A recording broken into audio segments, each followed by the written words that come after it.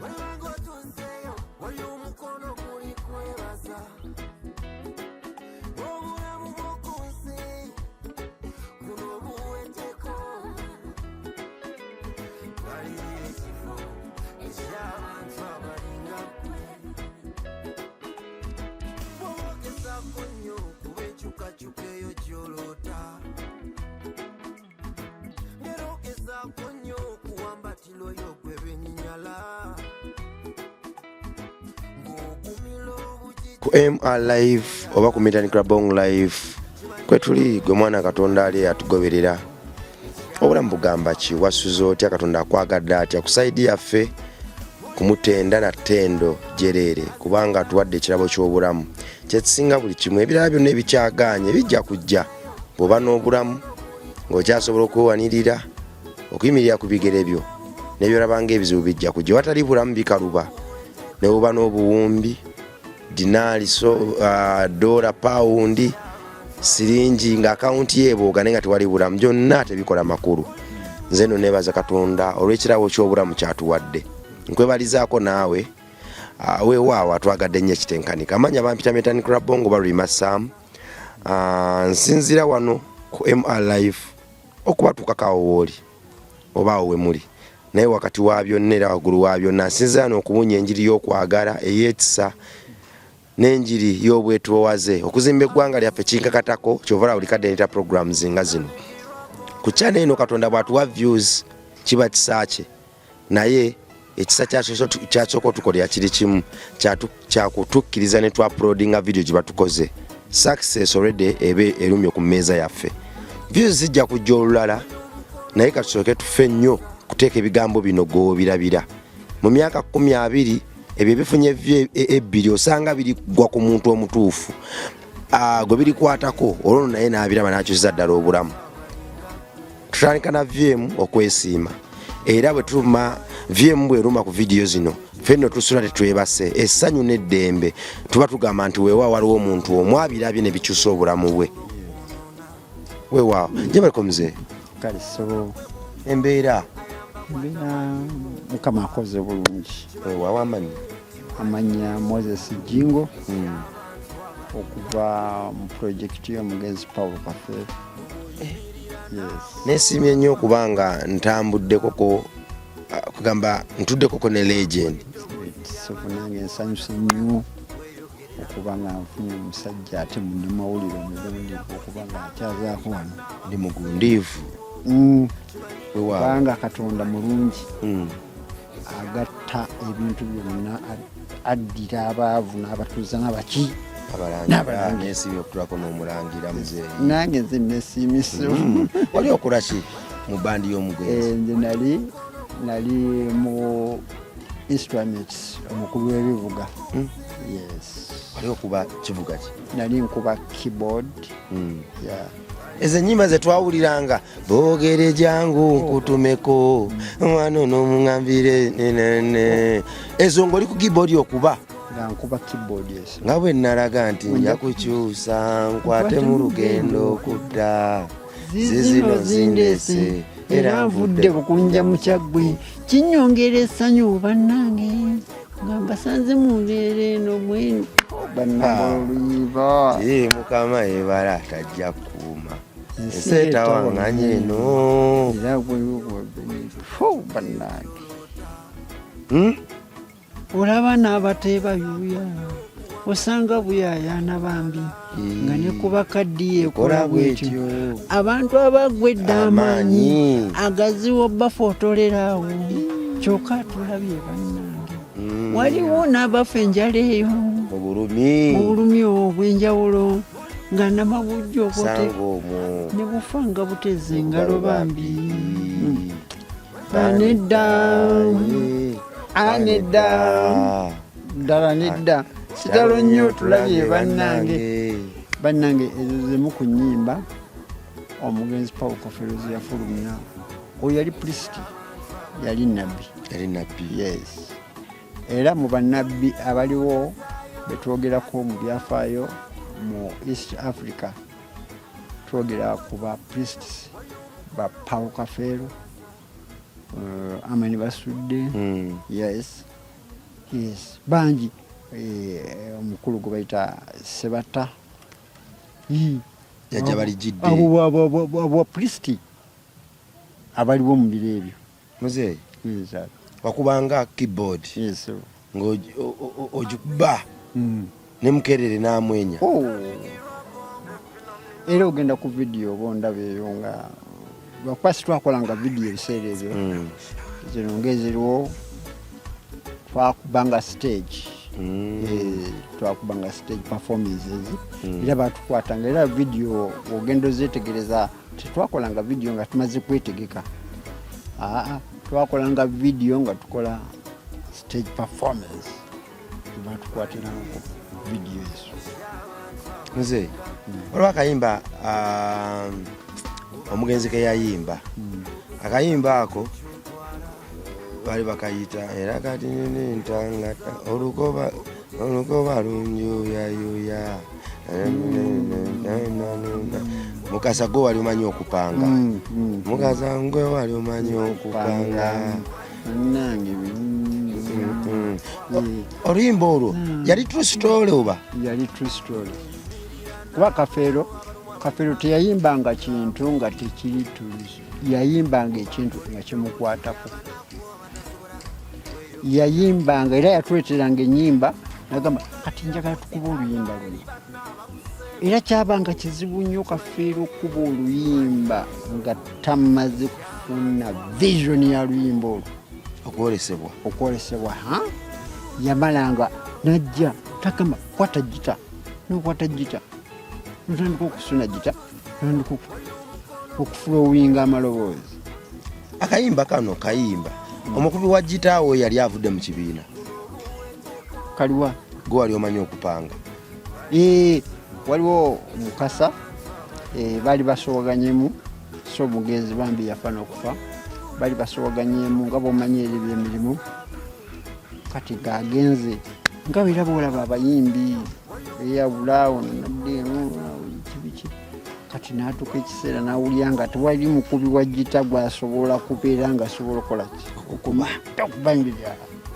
Era Mukasa yafa twali ku mazzi eyo twali tugenze kutuwa kiseera kyatuuka bambi n'alwala n'afa naye nga tannafaawo yatuuka ne baawukanamu awo ng'awulira amumisinga ng'alaba ng'ennyimba ze yateko zikola ki. Waliwo n'omukulu gwe bayita Majanja. Yes, Majanja so kati akuba gita ew'omukulu gwe bayita gundi Pastor Kakandi kati jakubira gita. Yes. Wetwakubanga Aziza Zioni. Yes. Aziza Zioni. Oh, wetwakubanga gita. Aziza Zioni oyo yali mwana muto nnyo era muzeeyi yamukuza. Kakati Mukasa atuka yekyanga. Mukasa atuka yekyanga. Yekyanga muzeeyi agenda okuwulira nga mumisinga nga bw'abanga akola show nga Mukasa taliiwo nga so eteeka kubanga tegenda kutambula bulungi. Nedda komawo tuteese uliriza munna kugamba tokola ekyo mpozi weerabidde. Uliriza munna kugamba yes ebiyimbo.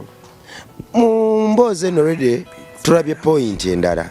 Ndabye obwetoowaze bw'omuntu yali alina buli kimu naye nga teyeetoowaza omukozi gwe yali yeetoowaliza omukozi gwe yali akozesa.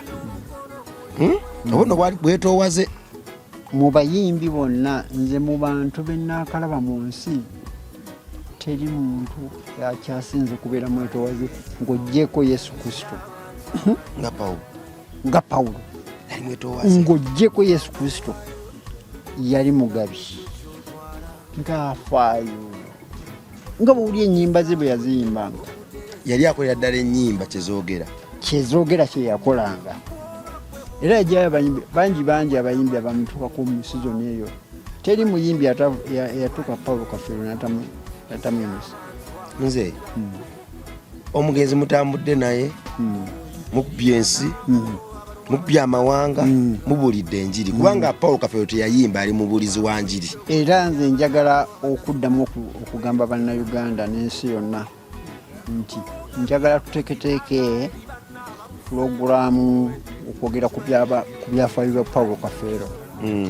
Ngenda kujja ssebo ng'okumyewo okunkyazaako nsobole okwogera ensi okubalaga nti Paulo Kafeero yali wanjawulo kubanga bamubala mu bayimbi ba Regent ba Bob Marley ba Lucky Dube ba Michael Jackson abayimbi bangi abali awo mu sizoni abaddugavu abakyusa ensi eno abayita maloboozi nga bayita maloboozi okuyimba ye Paulo Kafeero. Paulo Kafeero wamusisinkana oti?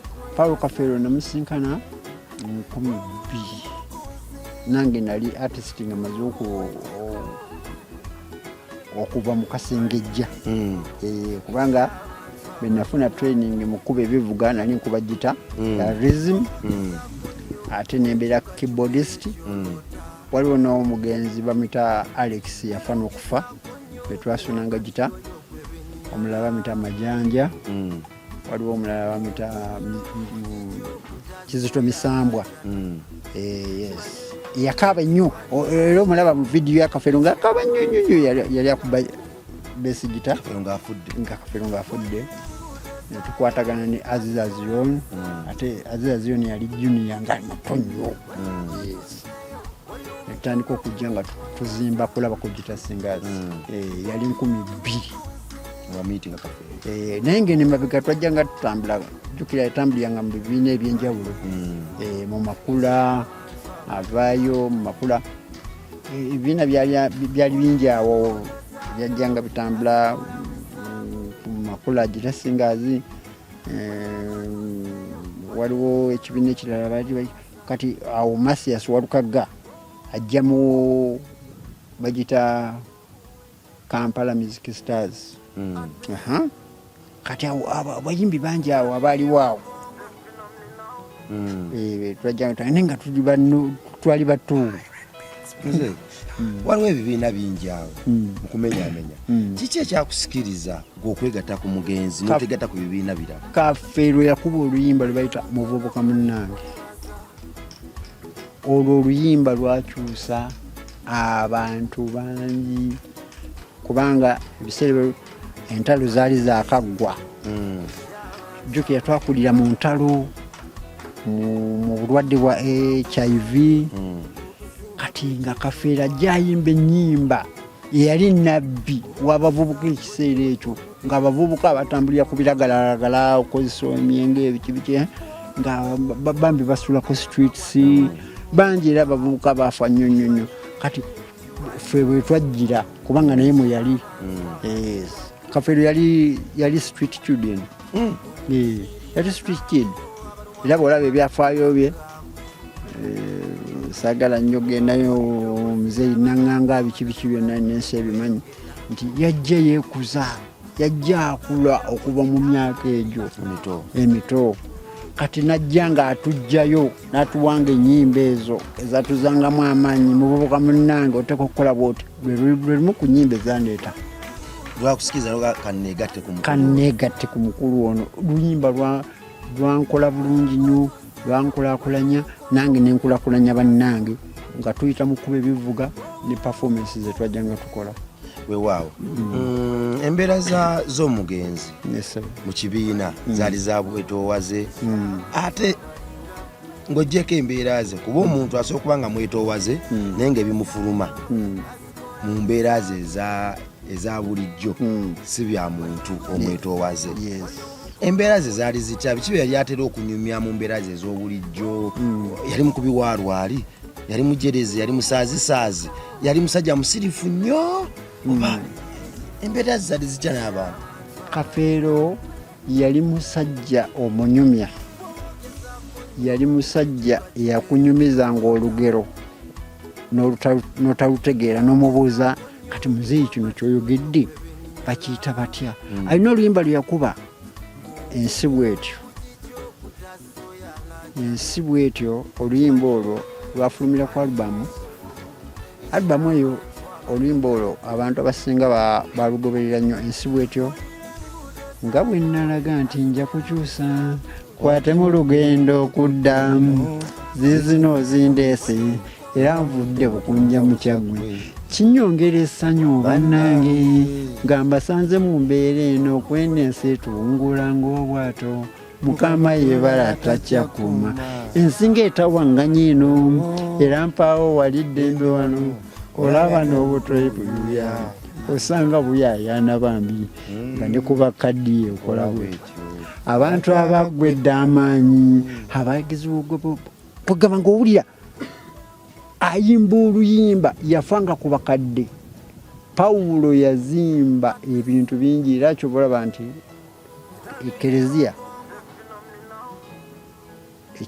ekyamukiriza yayimba ennyimba z'ekereziya tuddewo wali yali musajja munyumya teyali musaazisaazi ng'asaaga nnyo era ndowooza omuwulya mu nnyimba ze zirimu okusaaga yasaaganga nnyo kati ng'aleeta olugero ate nalusaagiramu nazina obuzina kati kugamba nga tosobola kubeera ne Pawulo Kafeero ne Webo yali musajja kugamba yali musaazi nnyo yali musaazi walwali nga wangero era ebintu bya Pawulo Kafeero nga tomaze nnyo kutuula naye kumubuuza kati muzeeyi kino kiwayogedde kyabadde kitagamba ekyo kireke tugenda kyugirako awo tewategedde oluyimba lwena waliwo oluyimba awaawo kati nomanya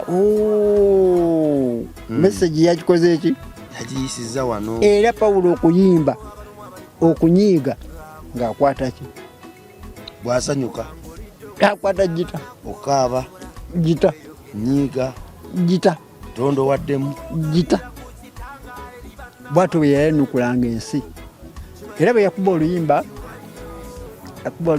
kyebirowoozo byanteererako nawummulamu kwe kundabako nga nange nsakakkanyama ko n'obunkenge kwe mwali munteeka nayambiddwa byonna mabyampuguse nga bweraba ensi bwesuula etukunguza ng'egattekeerageranaga bumudde gwabubuse yonna ne ku bakadde nnyo so n'abatenyogootoletuwamu naawe busuula okopakopanya nga negyobiva negyobiraza waakulemye bwe gutyo nno gwalinawo n'atalina ensi bwetuukuuka tewabajuma kale nno tewali wali mirembe misa bwe tutyo tutambula tuweerumirizamu awo okufuna obwobufunye obwogerero buli ekijja n'ofuba ogumiikiriza kisinzira ne mu ngeri gye bitweyoleka nkomu ebijjanga bizenyesa n'obulunga mpaawo akwatirako anti buli wekuba ku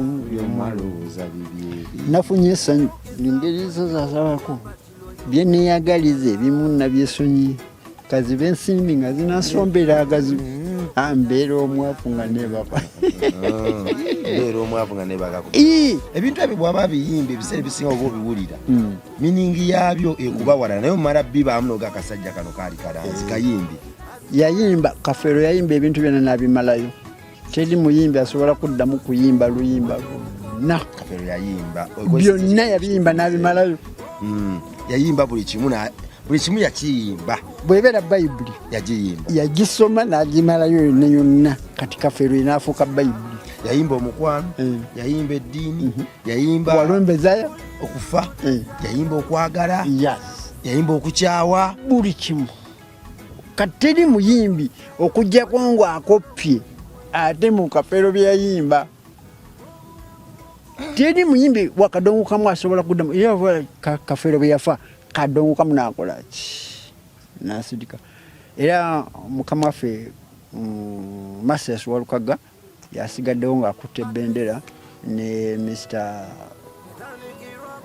Fred Sebata naye nga nabo balina we baatuuka ne bakkiriza waliwo abalema okusala baatuuka ne bakkiriza muzeeyi nsonyiwa okutwalako kko wano ebiseera ebisinga bwe tubyebalama bye bisigala bijja gye tuli kiva eri ffe okuba abavumu ekimala okubyaŋŋaŋŋa olwo ne tubimegge nenzikiriza nti omuzira ow'enkizo era omuzira oyo ayogerwako mu byafaayo era ayimirira n'asitaaninga ebbanga lyonna nga ali mu kititi eky'obuzira yalaba empologoma weeva n'agyaŋŋaŋŋa n'agimaliriza oyo yalaba weeva n'adduka ebiseera ebisinga tumuyita mutiitiizi empologoma yiino wano badde nsaba nnyambeko tujaŋŋange kakati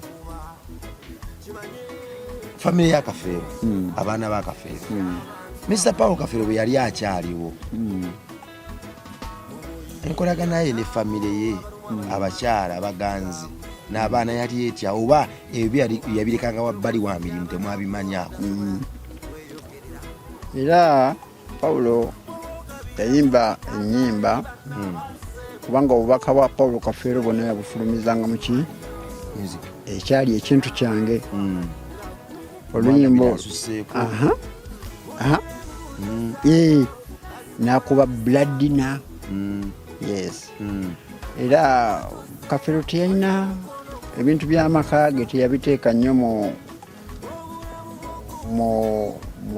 mu bantu kuba nga famire yo giteeka nnyo mu mawulire kubanga teyalina nnyo mukyala wankalakkalira muzeeyi ise twaliwo emboozi gye mbadde ngoba ey'omu ku mwana ba Kafeero asula wabweru talina waasula mu mboozi asula mu kiyumba kifulukwa mweyesonseka neyeebaka ekyo nno kyankutteko nnyo nengamba ddala ddala omwana wa legendary omwana w'omusajja eyatonaatona ebyewuunyo n'abiteeka ku nsi yaffe n'emasaamasa n'agitondamu okwagala n'agitondamu okuyiga n'agitondamu okukenkuka ddala ddala wasobola okubaayo abamu ku baana be nga bali mwene embeera awo nno kwe kusalawo nnoonye ku bantu nga mmwe abaana ba Kafeero omwana ono yankubye wala asula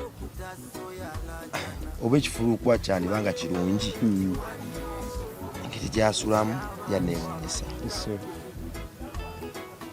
ebimufulumamu biraga nti omwana ono yava mu katiba ak'omusajja yali omugezi ennyo kuba byafulumya bamagezi nnyo okuzaama naye ate amaloboozi gabifulumizamu galaga nti omuntu ono abifulumya abonaabona nnyo spiritually ne ku mubiri osanga ayitaaga obuyambi mukawayiro kekamu omugenzi ono yayisanga ati abaana b'abantu abalala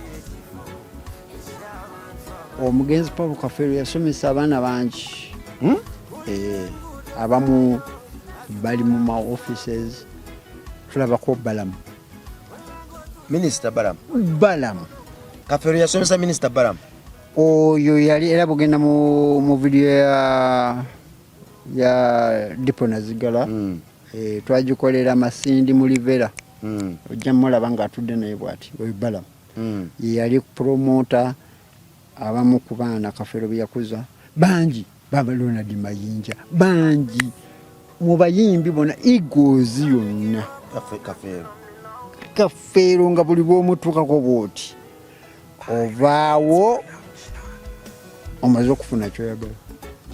Baana ba Kafeero beyaweerera beyakuza essaawa zino basajja. Abaana kati ba Kafeero beyakuza basajja. Tulaba nti mulimu abetutumu bangi mbanga Minister Eagles Production yonnaawo bantu bagundiivu bonna otekeko bonna ne ba businessman abalina kati abagagga kati abowulira abagagga bonna mwebali omwo mwebali bazimbi mahotelizi bangi abamu bamanyi ng'ogyeko ababale lwaki abantu bano Kafeero beyayamba okugumira ku bigere byabwe lwaki mu kaseera nga kano akabaana ba Kafeero kwerumaaluma okwesikasika obutabako nawe basula ensi okubagabanagabana lwaki abasinga beesuddeyo gwa naggamba tebabinyegako tebabyogera wadde nako. Era nsaba Mukama asaasire muzeeyi ebyamusobako kubanga tiyalina mukyala waaki wankalakkalira. Abakyala bonna be yafunanga bajjanga bamuba bubbi kyobala yayimba oluyimba nti musaasireko abange bantu bange ndabye okuswala musaasireko abange bantu bange ndabye okuswala kale gakwaki mama gatawana entweyo zange simanyi Mukama yanjabulira